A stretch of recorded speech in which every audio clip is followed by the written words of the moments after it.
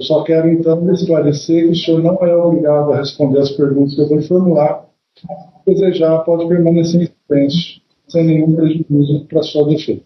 Bem, o senhor quer nos contar dar a sua versão dos fatos, nos contar o que aconteceu nessa data? Não consegui entender a pergunta do senhor. O senhor quer nos contar o que aconteceu nesse dia? Por orientação dos meus advogados, eu prefiro responder somente as perguntas deles. Ok. Doutor Renato, fique à vontade. Muito obrigado, Excelência. Boa tarde, Marcos, tudo bem? Boa tarde, doutor, tudo bem? Marcos, então, antes de entrar especificamente no que aconteceu no dia ali, né, desse suposto desaparecimento, vou fazer algumas perguntas prévias para o senhor. Marcos, a respeito da Isis, como que o senhor conheceu ela? Quando que o senhor conheceu?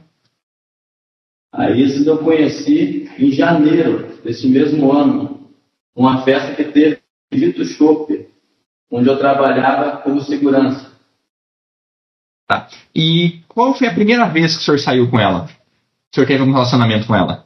Quando eu tive, primeira e única vez que eu tive um relacionamento com ela, foi no final de março, seguindo para abril, quando eu me separei da minha esposa.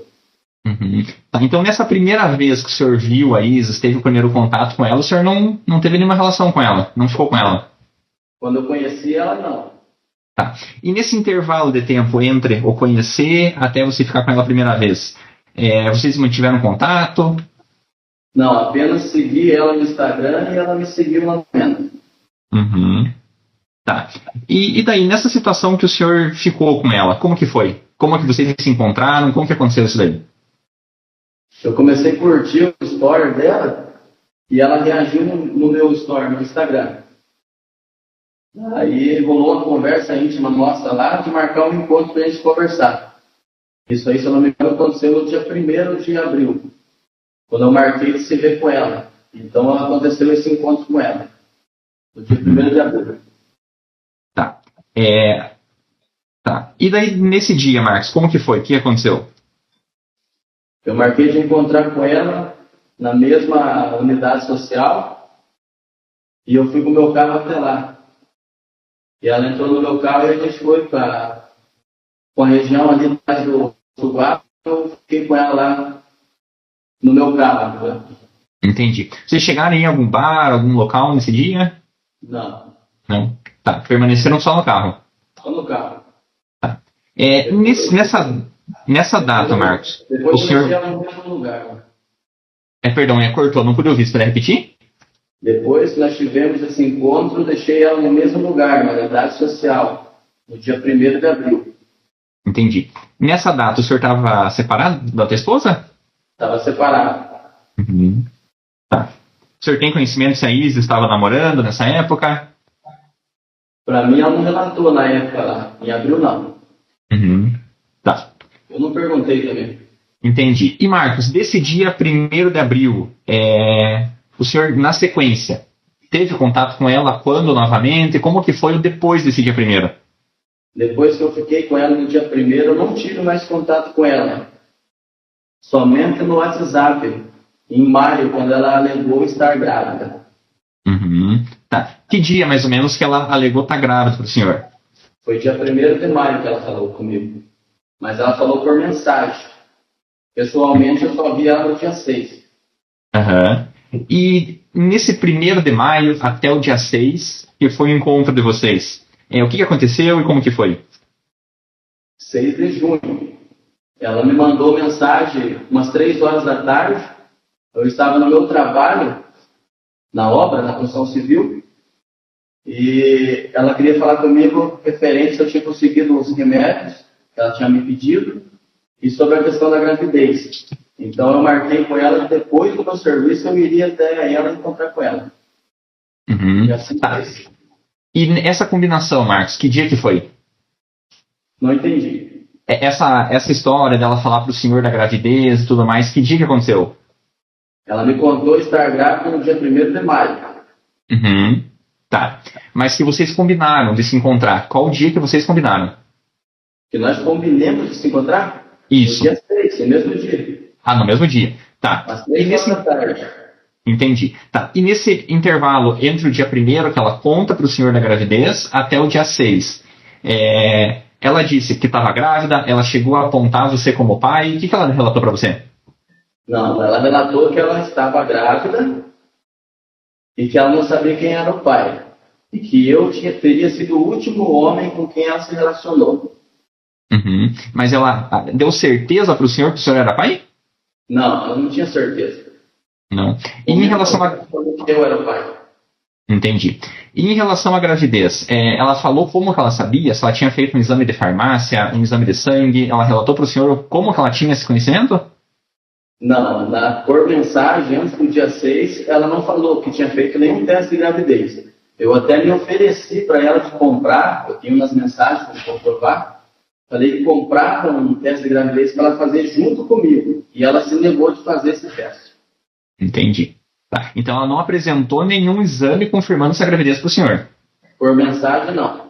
Uhum. O senhor não tinha essa certeza se ela estava grávida ou não? Até o dia 6, não. Uhum. Tá. E no dia 6, Marcos, como que aconteceu? Se você puder contar para nós todo o teu dia no dia 6? No dia 6? Como foi o meu dia? Isso, exatamente. Pode relatar para nós.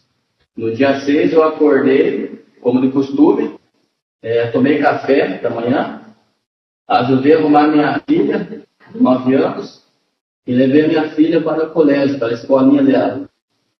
Deixei a minha filha na escola e fui direto para o meu trabalho.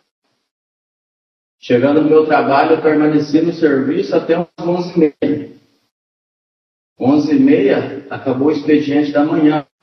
Estava o meu patrão, Eliel Lázaro, e o funcionário Jean, junto comigo na obra. Então, no meu horário de almoço, eu fui para a escola da minha filha buscar ela. Permaneci das 11h30 até o meio-dia na frente da escola dela. Quando ela entrou no meu carro, eu levei ela para casa. Cheguei em casa, eu brinquei com os meus filhos no sofá, almocei. Quando deu 1h da tarde, eu retornei para a obra, onde eu trabalhava, com as mesmas pessoas. Permaneci na obra até mais 5h40, 5h45, no dia 6. Durante a tarde, a Isis me mandou mensagem marcando esse encontro. Era por volta de umas 3 horas. Marcos, a iniciativa desse encontro foi tua ou foi da Isis? Foi da Isis. Da Isis, tá. Ela que me mandou mensagem umas 3 horas da tarde. Uhum.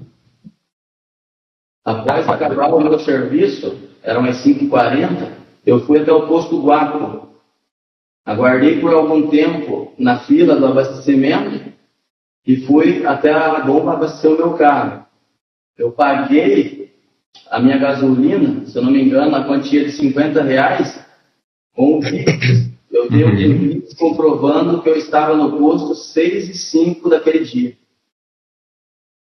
Quando eu terminei de abastecer meu carro, eu fui até a unidade social, onde eu teria marcado com a Isis, e por já conhecer esse local, da última vez que eu fiquei com ela.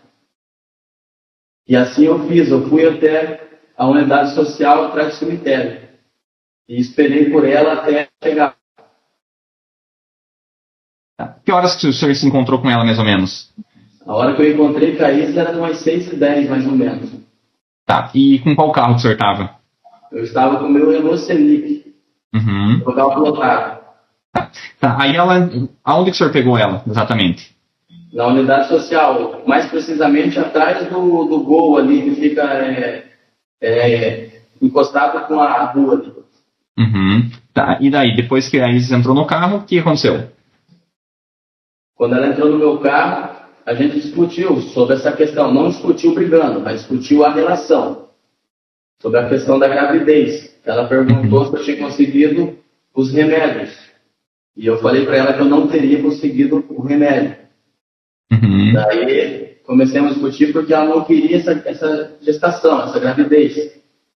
Tá. Marcos, só aproveitando que o senhor mencionou essa questão dos remédios, vamos voltar um pouco ali, né? Como que surgiu essa ideia de remédio? Que remédio que seria esse? Se o senhor puder relatar melhor para nós?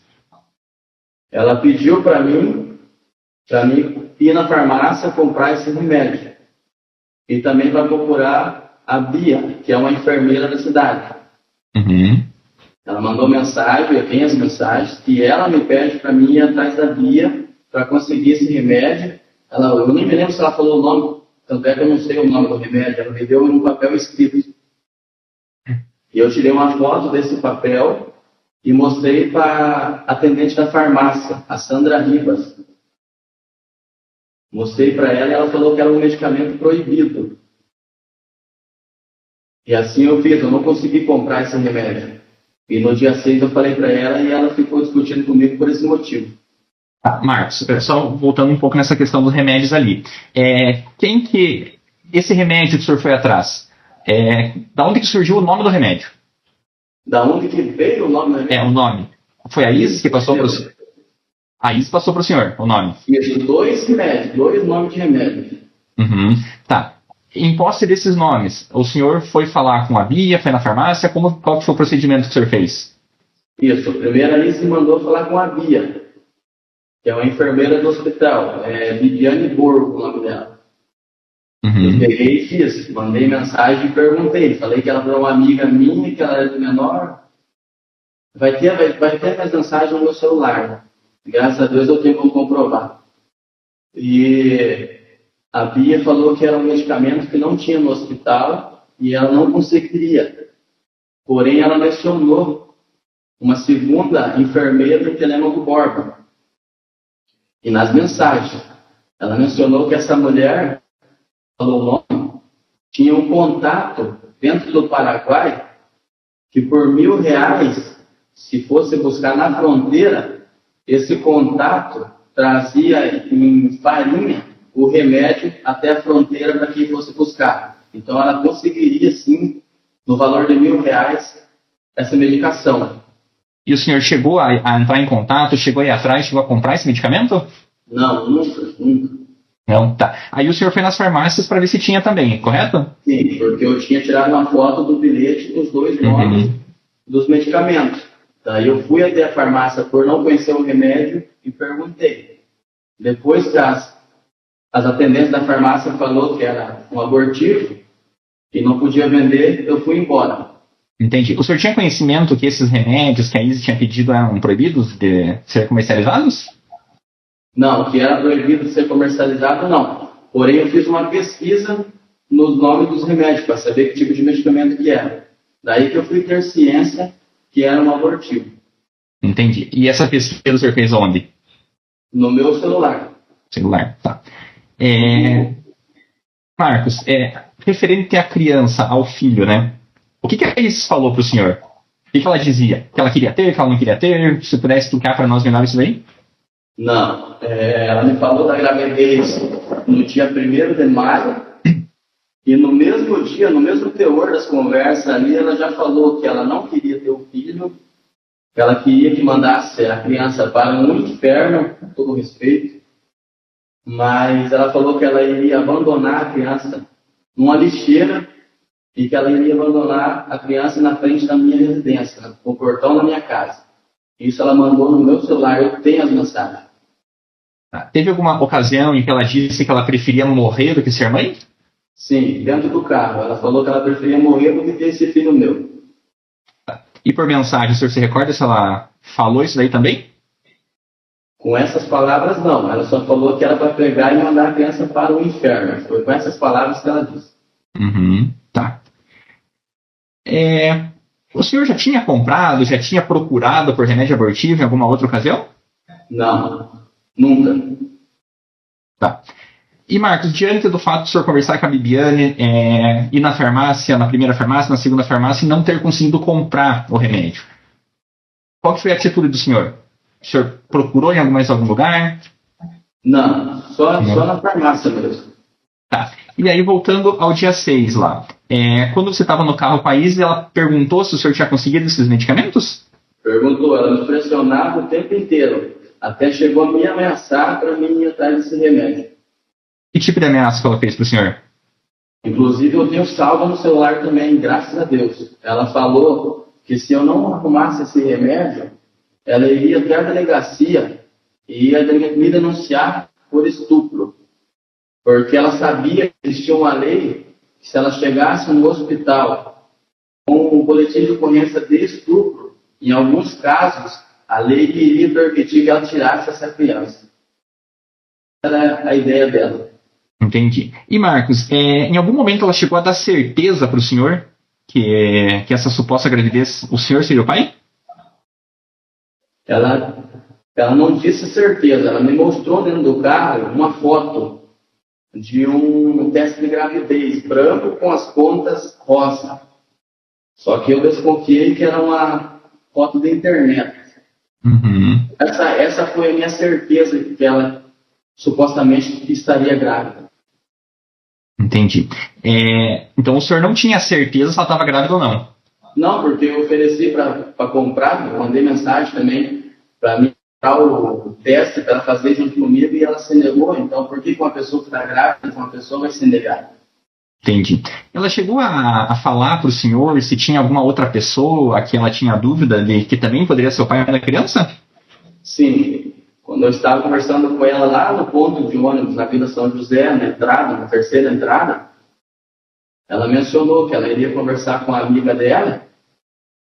Depois ela iria conversar com o Ricardo, né, que é o Dadal, todo mundo chamava ele de Dadal, e com o namorado dela que ela estaria namorando na igreja. Essas 3 pessoas que ela mencionou no dia. Entendi. Ela chegou a relatar que ela estava namorando um rapaz da igreja? Sim. Sim. Tá. E assim, Marcos, o senhor já mencionou da questão dela querer fazer esse aborto. No carro, ali nesse momento, como que ela aparentava tal sentimento dela em relação à gravidez? Com relação à gravidez, um sentimento de ódio, por não querer levar para frente aquela gestação. Inclusive, ela alegou que teria tomado 5 pílulas do dia seguinte, para mim. Tá. Marcos, se o senhor puder relatar para nós, o senhor pegou a Isis ali no centro de Tibagi, e qual foi o trajeto que você fez com ela nesse dia e o porquê desse trajeto? Quando eu estava conversando com ela lá no começo da conversa, lá na unidade social, a gente conversa por alguns minutos, uns 5 minutos mais ou menos, e ela fala que tem uma amiga dela esperando ela na frente da praça, na frente da igreja. E eu pego a mesma rua que eu estou e vou reto, sem dobrar para nenhum lado, até chegar na frente da igreja. Mais precisamente na frente do restaurante da Alcione. Chegando lá, ela diz que a amiga dela não está mais lá, que está na Vila São José. Até por isso que eu viro à esquerda e sigo sentido a Vila São José, onde eu paro somente no ponto de ônibus. E chegando na Vila São José, ali, o que aconteceu? Ela já desceu do carro? Vocês permaneceram conversando no veículo? Como que foi essa questão? Não, nenhum de nós desceu. Simplesmente ficamos conversando sobre essa questão da gravidez dentro do carro. Uhum. O senhor sabe dizer mais ou menos quanto tempo vocês ficaram conversando? Eu fiquei uns 30 minutos com ela dentro do carro conversando, naquele ponto. Uhum. Qual ponto que é, Marcos? Não entendi. Qual ponto, qual localização que vocês ficaram conversando? No ponto de ônibus, na terceira entrada da Vila São José, na terceira rua. São 3 entradas. Eu passei a primeira, a segunda e parei na terceira, onde ela pediu. Entendi. Tá. E nesse meia hora de conversa que vocês tiveram por ali, qual que foi o conteúdo dessa conversa entre vocês? Teve a situação que ela queria que eu entrasse na Vila São José e levasse ela até o portão da casa dessa amiga. Só que como ali é um lugar perigoso, por ser anoitecer, eu estar com uma viatura plotada e ser conhecido na região como segurança, eu decidi não colocar minha vida em risco nem a dela no momento. Então eu optei por não entrar na Vila São José.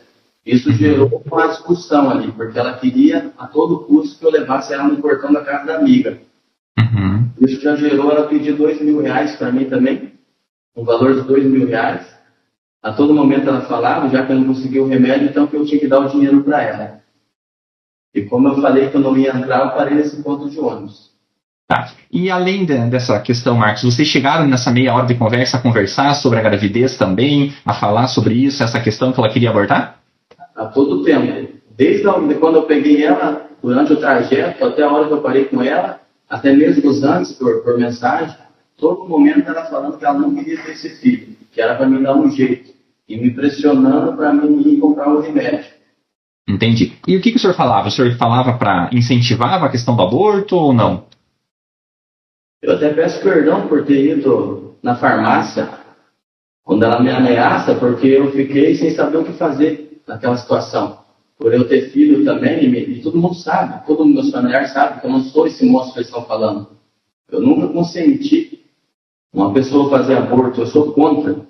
Mas eu confirmo que eu fui na farmácia atrás desse medicamento, só que em momento algum eu sabia. Eu só fiquei sabendo dessa medicação de aborto porque eu fiz uma pesquisa. Senão eu não teria ido comprar. Eu falei para ela que se eu precisasse eu assumiria a criança. Entendi. Marcos, e depois, né? O senhor ficou esse tempo ali conversando com a Isis, né? No veículo. Na sequência, o que aconteceu? Depois que ela vê que eu não vou subir na Vila São José de jeito nenhum, e ela discutindo comigo, eu falo que eu vou retornar com ela, então, se ela não descesse do carro, eu iria levar ela onde eu peguei ela, na unidade social, como eu fiz da vez passada que eu tinha ficado com ela. Só que ela não queria isso, ela queria que eu levasse ela até a amiga. Mas eu não ia subir. Então eu peguei e fui andando com o meu carro numa rodovia, é uma curva ali, uma curva perigosa, então não tem como fazer o retorno ali. Então eu segui para fazer o retorno na Frísia, que fica próximo ali. É um lugar que dá para você fazer o contorno para você retornar sentido Tibagi. Uhum. Entre a Vila São José e a Frísia, ela mandou parar o carro que ela iria descer. E assim eu fiz. Eu parei. E ela desceu. Entre a Vila São José e a Frísia. Entendi. E depois dela descer, Marcos, o que você fez? Depois que ela desceu, eu fechei o meu carro e fui sentido a Frísia. Como o meu carro começou a cortar o combustível, eu achei, porque eu tinha acabado de abastecer, que fosse água no combustível. Até optei por ir até o trevo, acelerar um pouco mais para ver se firmava o aceleramento do meu carro. E assim eu fiz, fui até o trevo, onde não cessou o corte do meu carro.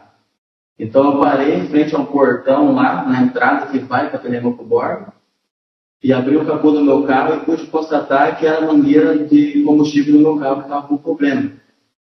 Daí eu fui até os baldes de ferramenta que ficavam no porta-malas, peguei um alicate de cor laranja e fui até o motor do meu carro tentar colocar no lugar a mangueira. E após alguns minutos eu consegui encaixar essa mangueira. Daí funcionei o meu carro, dei uma ré e voltei em sentido Tibagi, pelo mesmo asfalto que eu subi. Essa questão ali para arrumar o carro, Marcos, quanto tempo levou mais ou menos? Não entendi. Quanto tempo mais ou menos levou para o senhor arrumar o carro, a mangueira do veículo? Uns 5 minutos por aí. E depois, Marcos, aí o senhor foi embora, né? Foi para onde na sequência? Eu e a Isis. Não, o senhor. A Isis, o senhor já não foi mais ela, né? Depois que eu deixei ela, não vi mais ela. Tá. E o senhor? O senhor foi para onde daí? Quando eu retorno para Tibagi, depois de funcionar a mangueira e fazer meu carro funcionar, eu vou direto para minha casa. Uhum. Chegando em casa, o que aconteceu? Chegando em casa, a minha mulher está no banho e espero ela para a gente ir no mercado. Uhum. E como que o senhor foi no mercado? De roupa, de vestimenta, né? A mesma roupa que eu estava cedo. Uhum. Chegou a tirar alguma peça de roupa, algum calçado? Não, o calçado eu só tirei para entrar para dentro de casa. Eu tinha o costume de tirar próximo à porta, ali para eu poder entrar para dentro. Eu calçava o meu chinelo e eu entrava para dentro. Nesse dia eu encalcei meu chinelo, deixei o calçado na porta e fui até o banheiro porque ela estava dando banho para o filho. Uhum. Tá. E depois, Marcos? Você saiu de casa, ficou em casa, o que aconteceu? Sim, eu esperei ela arrumar meu filho, né? E se arrumar, a gente foi no mercado. Qual mercado que vocês foram? A gente foi no Futurama. Futurama. E depois? O que vocês compraram? Compraram muita coisa no mercado? Tem câmeras que pegaram eu fazendo compra no mercado Futurama. Eu creio que já está no processo. Então lá vocês vão saber precisar o que eu comprei. Mas eu me recordo que eu comprei uma caixa de leite, fralda para o meu filho, e mais algumas coisas para minha esposa. O senhor se recorda onde foram guardadas suas compras?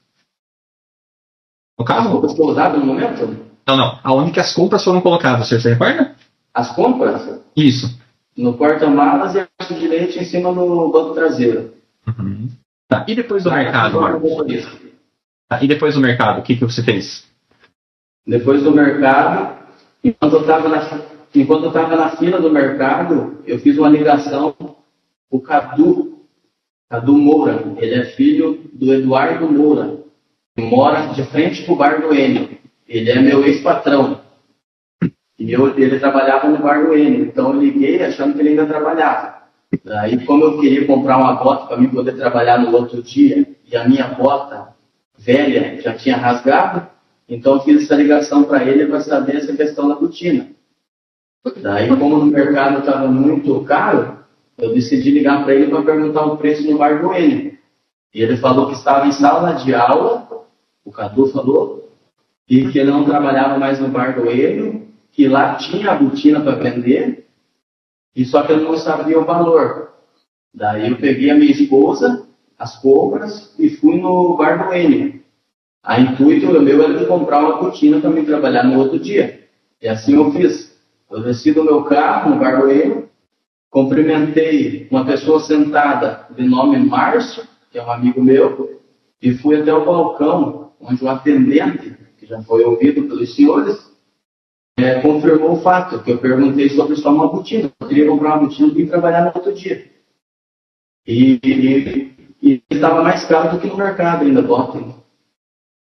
Tá. E o senhor comprou a bota no Bar do Enio? Não entendi. O senhor comprou a bota no Bar do Enio? Sim, eu comprei a bota no Bar do Enio. Tá. E por que o senhor comprou a bota no bar mesmo estando mais caro que no mercado? Porque já era 8 horas e eu não tinha como retornar novamente até o mercado futurão para comprar no mercado. Eu precisava de um calçado para trabalhar. Entendi. Só por isso que eu comprei a bota. Entendi. Tá. E depois do Bar do Enio, Marcos, o senhor foi para casa? Não. Depois do Bar do Enio, a gente foi na Tia Lourdes, que fica próximo ao Mirante, no Bela Casa 2. Eu tinha marcado de fazer uma mudança com o meu compadre, Joilson Rosa, que também já foi ouvido. E assim eu fiz. Fiquei uns 40 minutos esperando ele chegar do trabalho, na casa da minha tia, junto com a minha esposa, Tia Lourdes. Quando ele chegou, meu compadre Joilson, a gente carregou essa geladeira e mais alguma coisa que ele colocou na cabine da caminhonete. E a gente levou essa mudança até no bairro Nequinho, 2 quadras antes da minha casa, onde eu morava. E eu ajudei eles a carregar essa mudança nessa geladeira. Ele disse, Deus que ajude, eu disse amém, dei tchau e fui embora. Encostei o carro na frente da minha casa, buzinei para minhas crianças sair ajudar para pegar as sacolas e para mim fechar o carro. O meu filho mais velho e a minha filha mais nova veio até o carro e retirou as compras que eu tinha feito. Tá, e depois? Em casa e eu fiquei dentro de casa. Tá. E depois, Marcos? Aí o senhor chegou em casa, o que aconteceu mais nesse dia? No dia 6 mesmo, quando eu cheguei na casa, a minha esposa fez as crianças dormir, menos o meu filhinho que estava assistindo, e ela foi para o quarto deitar. E eu fiquei no meu escritório sentado na frente dos computadores, olhando as câmeras. Aí o meu filho veio, como de costume, para me fazer ele dormir. Eu estava sentado na minha cadeira, peguei ele no colo e estava fazendo ele dormir. Daí o tio da Isis me deu ciência do que estava acontecendo com a Isis. Ele ligou para mim, eu expliquei, porque eu estava fazendo meu filho dormir.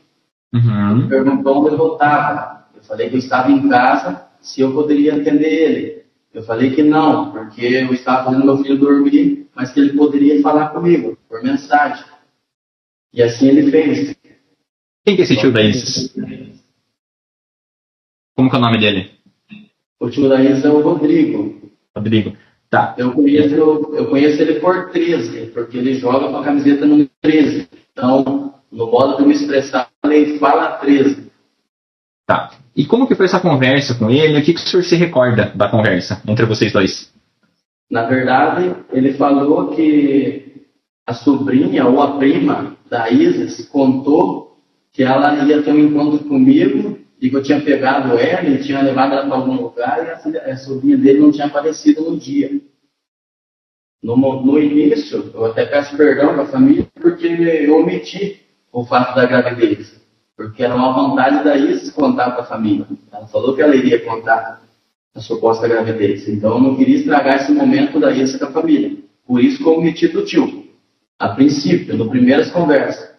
Por causa que eu achei que era uma coisa de adolescente. Tipo de sumir e depois voltar. Ela já tinha esse costume, né? Então eu esperei até a hora que ele falou sobre a gravidez. Quando ele falou da gravidez, eu assumo realmente que ela tinha falado da gravidez e conto toda a verdade para ele. Entendi. Marcos, no início da conversa, o senhor disse que não teria se encontrado com a Isis no dia, né?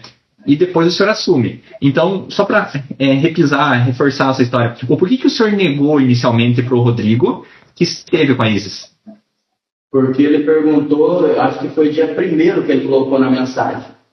Pelo que eu entendi, ele estava falando do dia 1º. E dia 1º de maio, eu não encontrei com a Isis. Foi isso que eu quis dizer para ele naquelas mensagens. Eu só encontrei com a Isis no dia 6 mesmo. Entendi. Eu falei que ele não sabia o que estava acontecendo. Uhum. Estava me acusando de coisas absurdas. Foi isso que eu disse para ele nas mensagens. Entendi. Tá, mas em relação ao dia 6 mesmo, quando ele pergunta se você acabaram de ter encontrado ela, e o senhor nega ali, ou por que o senhor disse que não tinha se encontrado com ela? Eu não me recordo de ter negado o fato de eu ter visto a Isis. Uhum. Não, sim, no início da conversa, Marcos, até o senhor mencionou agora há pouco ali que queria deixar que ela contasse, né? Sim, porque ele perguntou, né, o que tinha acontecido com ela e tal. Eu não quis entrar no mérito da questão da gravidez. Eu queria deixar que a Isis contasse do jeito dela, porque ela já tinha me ameaçado.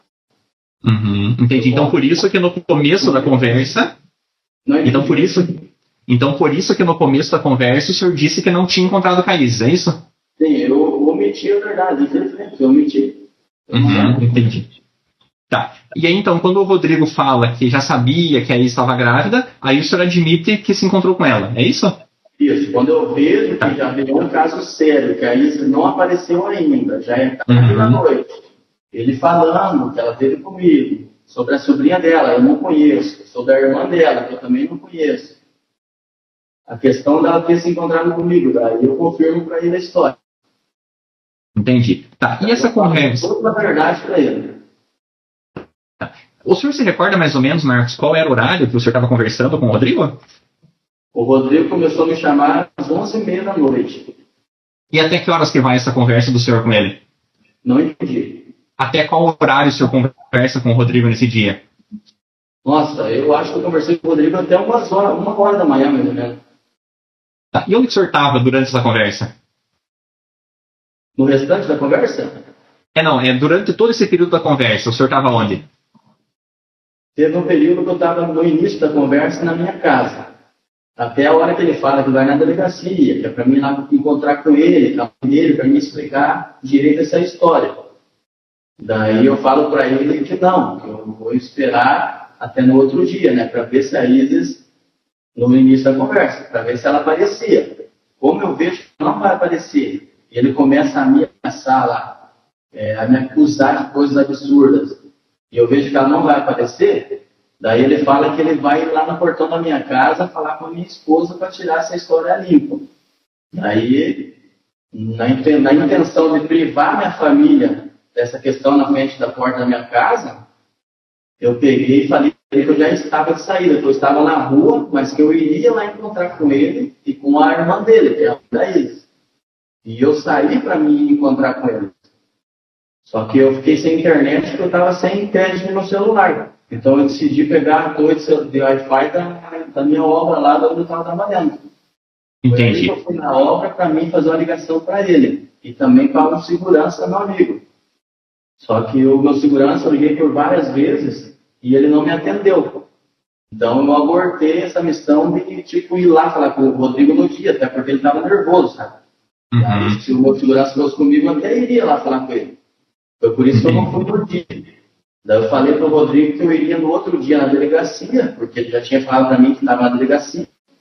e o delegado já estava com o meu nome. Então eu falei que eu iria no outro dia cedo na delegacia e também na casa da mãe da Isis, conversar com a mãe da Isis. E assim eu fiz. Saí da obra e fui para frente da minha casa. O senhor chegou a entrar na obra? Não, nem desci do meu carro. Lá tem câmera de monitoramento, monitorado pelo dono da obra, o senhor Dário, da Internet Telecom, e ele pode comprovar pela câmera que eu não desci em momento algum do meu carro. Uhum. Eu só fiquei lá para pegar o Wi-Fi mesmo da obra, porque eu estava sem internet no meu celular, porque eu estava sem crédito. Entendi. Tá. E na sequência, Marcos, aí o senhor foi até a obra, depois da obra ali, o que o senhor fez? Eu retornei para minha casa, porque eu já não ia mais conversar com o Rodrigo. Uhum. Então eu falei que eu ia no outro dia. Daí eu fui para frente da minha casa. Daí na frente da minha casa eu parei o carro, já era tarde da noite, e liguei para minha esposa. Liguei para minha esposa para explicar o que estava acontecendo. Então eu liguei para ela atendeu, desligou, e daí eu falei para ela, vem aqui na frente conversar comigo, tal, eu quero te contar uma coisa, vem aqui. Ela ficou com medo de sair para fora aquele dia. Por que ela ficou com medo? Porque dias antes, uma pessoa invadiu a nossa casa. Então ela estava com medo de sair para fora.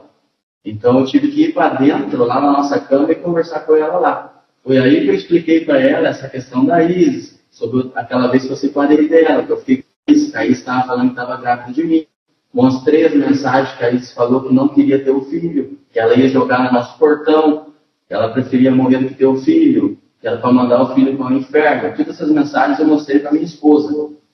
Na hora, minha esposa ficou decepcionada comigo, ficou triste, bem triste comigo. A gente chorou junto, inclusive eu lembro que a gente estava em cima do nosso filho na cama, porque meu filho dormia junto com a gente. Eu prometi que eu não ia fazer mais isso. E eu não vou mais fazer isso. Só que isso o que o senhor disse? É isso do que? Contei isso daí para ela, e ela falou que se a Isis fizesse isso, mesmo de abandonar um filho que poderia ser meu na frente da nossa casa, ela falou que do mesmo jeito que eu assumi o filho dela, quando conheci ela, há 13 anos atrás, então ela também assumiria o meu filho. Foi isso que eu conversei com ela. Daí ela foi dormir e eu não consegui dormir mais à noite. Só fiquei deitado esperando amanhecer mesmo, para ver se a Isis aparecia. Tá. E no dia 7, Marcos, daí, né? O que aconteceu? No dia 7, eu acordei de manhã cedo, levei minha filha para a escola, como de costume, e retornei para minha casa. Avisei meu patrão que eu não iria trabalhar no dia 7 e fiquei em casa esperando o meu advogado, que eu chamei ele para mim ir na delegacia para ver o que estava acontecendo. Porque até então eu não sabia que era uma coisa tão séria assim, daí não aparecer. E como o Rodrigo estava agressivo, eu falei que meu advogado me acompanhar até a delegacia. Entendi. Tá. Se o senhor puder relatar para nós como que foi esse encontro, foi em Tibagi mesmo, aonde que o senhor encontrou esse advogado? Se o senhor puder esclarecer e detalhar mais para nós, por favor? Sim. O meu advogado, eu esperei ele na minha casa. Então ele encostou na frente da minha casa, o carro dele. Eu entrei dentro do carro dele com meus documentos e a gente se deslocou até a delegacia de Tibagi. Já era por volta de umas 11 horas, mais ou menos, quando eu fui ouvido pelo delegado. E daí eu dei o depoimento, que está nos autos, lá no início. Terminou minha oitiva com o delegado, meu depoimento, minha versão. Eu peguei e entrei no carro do meu advogado e ele optou, porque tinha várias pessoas já me ameaçando, para mim ir para Telêmaco, ficar por lá, até a Isis aparecer ou até o povo parar de falar um pouco de mim. E assim eu fiz, a gente foi até o escritório dele. Porém, antes de eu chegar no escritório, ele passou na casa da esposa dele, a esposa do meu advogado, o Dr. Roberto. Ela entrou no carro e a gente foi almoçar num restaurante. Daí a gente sentou nós três numa mesa, a gente almoçou, a gente saiu do restaurante, não me recordo o horário, mas a gente deixou ela para trabalhar no salão de beleza. Ela é proprietária, então ela ficou lá no salão de beleza. Eu entrei novamente no banco da frente, porque eu estava no banco de trás, e peguei e a gente foi direto para o escritório que fica de frente para a cadeia pública lá em Telêmaco. esse local que eu fui com o meu advogado. E permaneci no escritório até umas 8 horas da noite. 8 horas da noite, eu saí do escritório do Roberto para ele levar para casa. Porém, a gente parou numa planificadora, no centro de Telêmaco lá, eu não sei o nome, mas a gente tomou um café lá antes dele me levar para casa. E daí ele pegou e foi direto e me levou embora. Eu cheguei em casa da próxima às 10 horas da noite. Só cheguei e dormi. Então, tanto a ida quanto a volta, o senhor foi no carro com o Dr. Roberto? Sim, meu carro ficou na minha casa, encostado. Uhum. Tá. No dia 7. Ok. Por volta de que horas, mais ou menos, o senhor chegou em casa? Umas 10 horas da noite, depois que o Roberto me traz. Tá. E depois disso, o senhor sai de casa ainda no dia 7 ou não sai mais? Não, não sai, eu durmo. Tá. E aí depois, Marcos, no dia 8, o que aconteceu? No dia 8, era no sábado, que eu peguei e fui trabalhar cedo, trabalhei na obra lá de pedreiro, até as 11h30. Daí às 11h30 eu entreguei a chave, o Gian, a chave do quartinho lá que nós guarda a ferramenta, porque eu sabia que eu não ia voltar mais a trabalhar. Então eu deixei com ele é responsável. Daí eu fui embora, cheguei na minha casa, a minha mulher estava com visita. A minha tia Cleide estava lá. Ela iria fazer a unha da minha tia. Até por isso que eu não levei ela. Eu falei para ela que eu tinha que falar com o Roberto novamente. Sobre o outro caso, nem era o caso da Isa. Daí a minha mulher estava com visita, eu não levei ela. Então eu fui sozinho com o meu carro para Telêmaco Borba, até o quiosque do Laurinho. Daí fiquei lá esperando o meu advogado vir de Telêmaco até o quiosque do Laurinho também. Foi aonde eu encontrei com ele e conversei com ele sobre outro assunto. Eu estava movendo uma ação contra um policial militar na corregedoria e também sobre o meu armamento no Exército Brasileiro. Foi esses fatos que eu conversei no dia 8 com o Roberto, porque ele é meu advogado. Entendi. Já existia esses processos em andamento, Marcos? Esses dois que você citou? Era de dezembro do ano passado. Uhum. De novembro do ano passado esse processo. Tá. E onde que o senhor ficou no quiosque do Laurinho ali? Aonde que eu fiquei? O senhor ficou dentro do quiosque, ficou no carro? Como que foi isso daí? Então, teve duas situações no quiosque do Laurinho. Quando eu venho de Tibagi, a primeira vez que eu encontro ali o Dr. Roberto, eu encosto o meu carro do lado de um rapaz que estava consertando o farol de uma carreta. Então, por causa do sol, eu encostei debaixo das árvores, com a frente do meu carro entre as árvores, sabe? Do outro lado da rua do Laurinho. Foi ali que eu deixei meu carro. Eu não fiquei no meu carro, eu desci, fiquei um pouco conversando com o rapaz do farol e esperando o advogado. Entendi.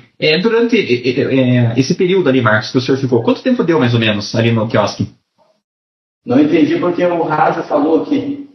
Esse momento que o senhor fala do quiosque do Laurinho, que o senhor ficou por ali esperando o advogado, quanto tempo mais ou menos ao total o senhor fica no quiosque?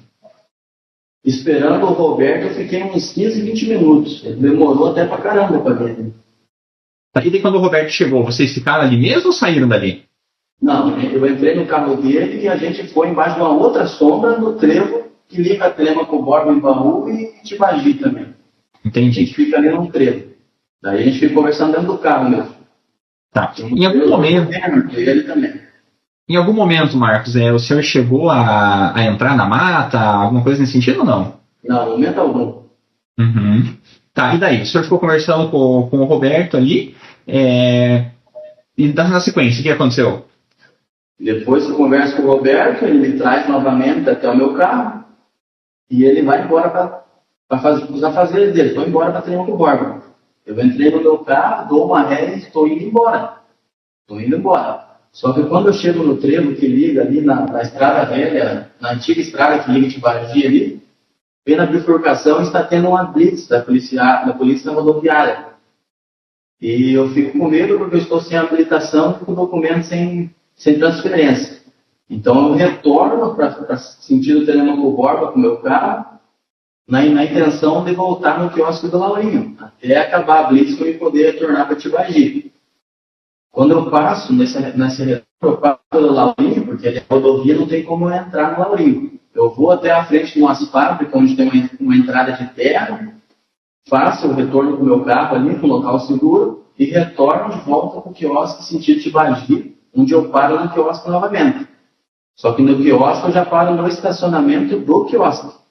A traseira do meu carro é encostada na parede do Laurinho. Daí eu desço, entro no Laurinho, peço um caldo de cana, pago com Pix, eu tenho comprovante do horário, e peço também a senha da internet, porque eu estava sem igreja. Quando ele me fornece a senha do Wi-Fi, eu começo a mexer no Wi-Fi, assisto uma live do tio da Is, que eles estão procurando ele. Tá? Daí chega uma mensagem da Rosemilda Prestes para mim e do Assir Kaczynski também no meu celular, para me ajudar nas buscas, para me emprestar o carro, para seguir na rodovia procurando, e eu já falo que eu estou entendendo com o Borba, que eu estou fora da cidade e que eu estava olhando assim, procurando a Is também. Foi bem isso que aconteceu. Após eu tomar esse caldo de cana, eu vou até o trevo novamente, lá no Triângulo, ver se está tendo blitz. Não estava mais tendo blitz. Era uma volta de umas 4h30 da tarde, mais ou menos. Daí eu sigo para sentido Tibagi, sentido minha casa. E daí eu só paro quando eu chego na minha casa. Tá. E depois, Marcos, nesse dia, o senhor chegou a sair de casa novamente ou permaneceu em casa daí? Quando eu chego em casa, é por volta de umas 6 horas da tarde. Indo do quiosque do Laurinho, direto, sem fazer parada. Quando eu chego em casa, a minha mulher ainda está fazendo a unha da minha tia Cleide. Eu até brinco com a minha tia, eu sempre brinco com ela. Entro tomar banho. Quando eu entro tomar banho, o tio da Isa, mas não o Rodrigo. Provavelmente deve ser irmão do Rodrigo, eu não sei o nome dele. Mas eu tenho as mensagens.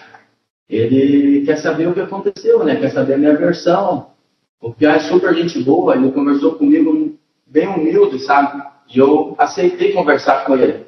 E eu falei para ele, eu só vou tomar um banho, daí eu já vou então. Eu marquei com ele justamente na frente do cemitério, onde tem um banco para ele sentar e conversar. Daí eu desço, pego meu carro e desço até lá na frente do cemitério e converso com o tio da Isis, não o Rodrigo, esse mesmo outro tio, sabe? Daí eu mostro para eles as conversas comigo e com a Isis, o que a Isis mostrou para mim. Eu mostro todas as câmeras de segurança, eu saindo da minha casa, eu voltando, tanto no dia 6, tanto no dia 8, tanto no dia 7. Eu tenho todas. E eu mostrei para ele. Só que na metade da conversa, o Rodrigo, o tio da Iris também, não sei por que coincidência, ele passa pelo local e para ali onde nós estamos conversando. Daí ele já vem para cima de mim, bem agressivo. Ele só não bateu em mim por causa que o próprio tio dele ali entrou na frente. Ele e a esposa dele. Daí ele quer saber onde está a sobrinha dele, começa a me acusar de um monte de coisa. Eu aproveito a oportunidade que tem um policial da Rotan passando, fazendo corrida na avenida. Eu consigo chegar até meu carro e eu saio daquele local e eles também. Eu vou pela uma estrada e eles vão pela outra. Daí eu vou direto para minha casa e fico na minha casa. Entendi. Foi só isso que aconteceu no dia 8. Tá. Marcos, foi expedido um mandado de busca e apreensão na casa do senhor, correto? Certo. Quando foi expedido esse mandado de busca, o senhor estava em casa? Foi numa segunda-feira, foi no dia 9, esse mandado de busca. Eu estava dormindo com a minha esposa e meus filhos em casa. Acordei com o delegado Jonas batendo na minha porta. Eu mesmo abri a porta da minha residência e eles entraram para dentro. Recebi eles muito bem. Até falei para eles, eu já sabia do caso, já sabia qual era o motivo da busca.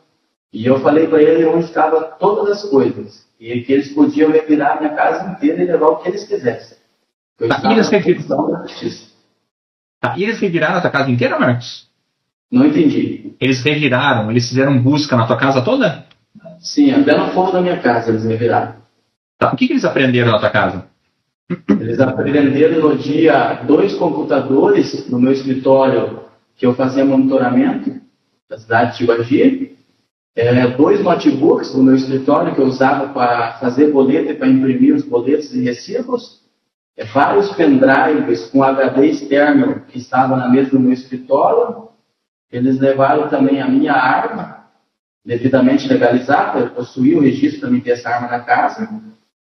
E vale ressaltar também que a minha arma faz mais de um ano que eu não disparo ela. A última vez que eu disparei ela foi no dia do meu aniversário, dia 2/7, lá em Curitiba, num curso que eu fiz lá.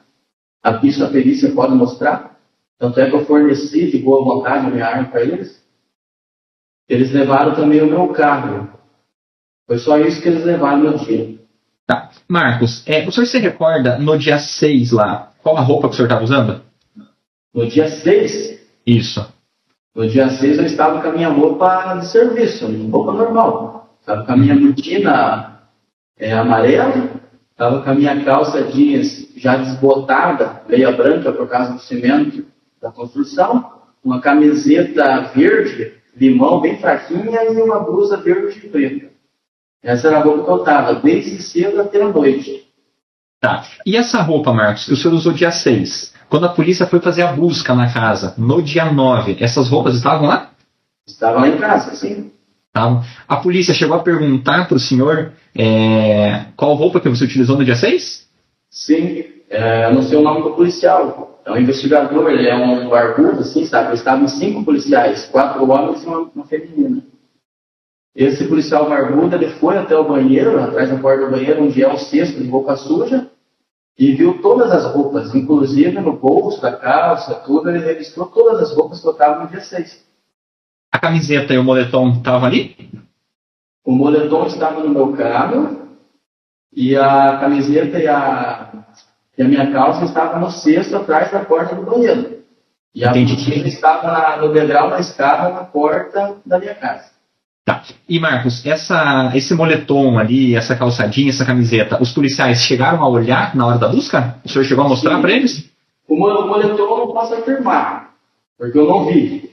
Mas a calça, sim. A calça eles revistaram. Revistaram a minha farda, todos os meus equipamentos de segurança. Procuraram as facas lá em casa, tudo. As minhas camisetas, todas eles olharam tudo. Entendi. Eles falaram, comentaram alguma coisa, acharam alguma coisa estranha nessas roupas do senhor ou não? Não, comigo eles não comentaram nada, só falaram que eles tinham que fazer o serviço deles. Entendi. Se eles quisessem fazer a apreensão das roupas que o senhor estava no dia 6 lá, eles poderiam ter feito? Como é que é? Se eles quisessem apreender, levar com eles essas roupas que o senhor estava no dia 6, eles poderiam ter levado? Podia ter levado. Tá. Você tem um exemplo para vocês. Eu tinha mais de 500 munições na minha casa. Algumas delas deflagradas. Para quem não sabe, é quando você dispara uma arma de fogo. A injeta a cápsula, a cápsula cai. Eu tinha umas 250 cápsulas. A polícia só levou uma só. Eles teriam que levar todas. Eu falei para a polícia, pega e já leva todas. Já para não ter desculpa depois de vocês terem vindo falar que eu consumi alguma coisa. Bem assim eu falei para o delegado Jonas. Ele falou que não era preciso, que ele ia levar só 2 cápsulas. E foi essas 2 que ele levou, juntamente com 37 munições que tinha na minha arma de fogo. Eu não tinha nada para esconder, eles podiam levar qualquer coisa. Uhum. Tá. Marcos, depois teve a busca, aí o senhor acabou se apresentando lá em Francisco Beltrão, correto? Certo. Por que o senhor foi para Francisco Beltrão? Por causa do caso, da repercussão do caso, eu não podia mais sair para a rua. O aniversário do meu filho foi dia 12 de maio.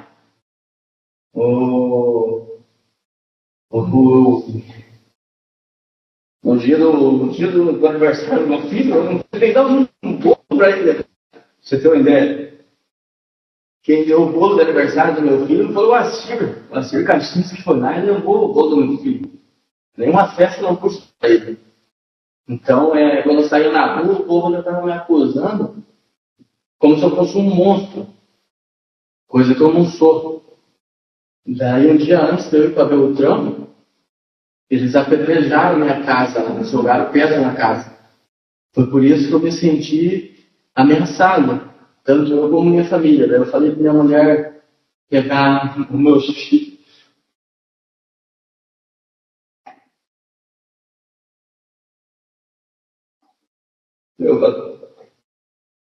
Fique à vontade, Marcos.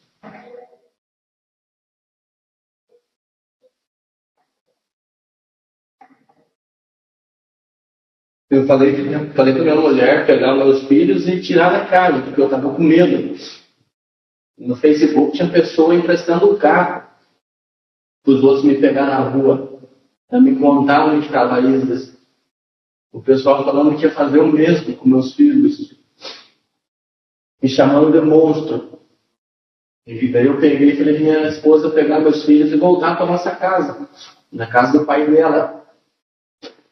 Daí foi aí que eu tomei a decisão de falar para minha mãe o que estava acontecendo.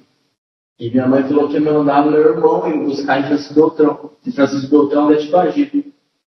E o meu irmão veio 4 horas da manhã com o carro dele e eu tive que abandonar. Foi a última vez que eu vi meus filhos também.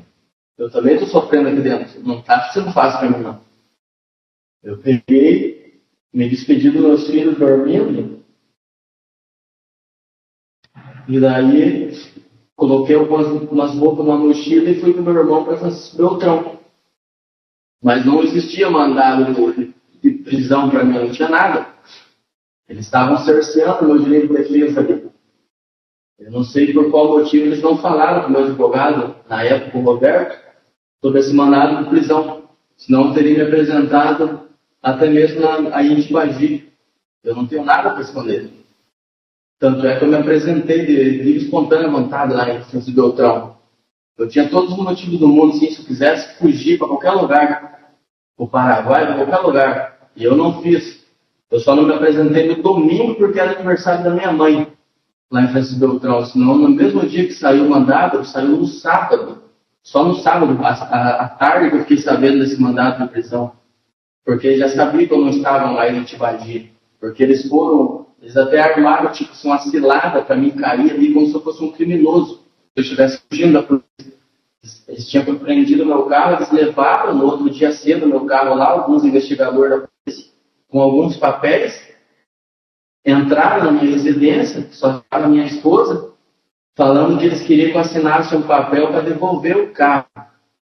Ele já estava com essa tática, tipo, para mim chegar ali como se eu fosse lá para pegar meu carro de volta e eles faziam a prisão minha, sabe? Para sair na notícia como se ele fosse o grande herói, que prenderam o maior criminoso do Brasil.